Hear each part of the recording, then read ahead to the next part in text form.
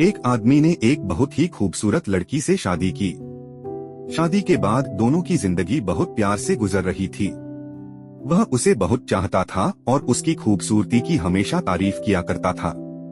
लेकिन कुछ महीनों के बाद लड़की चर्मरोग स्किन डिजीज से ग्रसित हो गई और धीरे धीरे उसकी खूबसूरती जाने लगी। खुद को इस तरह देख उसके मन में डर समाने लगा कि यदि वह बदसूरत हो गई तो उसका पति उससे नफरत करने लगेगा और वह उसकी नफरत बर्दाश्त नहीं कर पाएगी। इस बीच एक दिन पति को किसी काम से शहर से बाहर जाना पड़ा। काम खत्म कर जब वह घर वापस लौट रहा था, उसका एक्सीडेंट हो गया। एक्सीडेंट में उसने अपनी दोनों आंखें खो दी, लेकिन इसके बावजूद भी उन दोनों की जिंदगी सामान्य तरीके से आगे बढ़ती रही।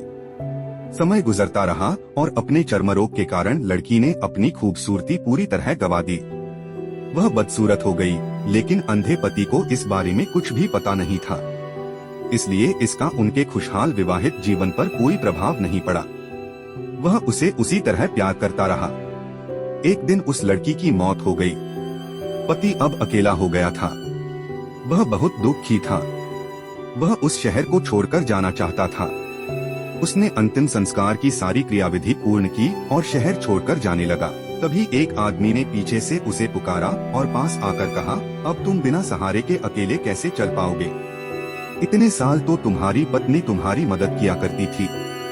पति ने जवाब दिया, दोस्त, मैं अंधा नहीं हूँ।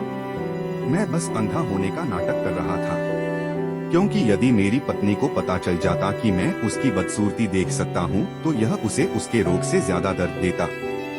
इसलिए मैंने इतने साल अंधे होने का दिखावा किया। वह बहुत अच्छी पत्नी थी। मैं बस उसे खुश रखना चाहता था।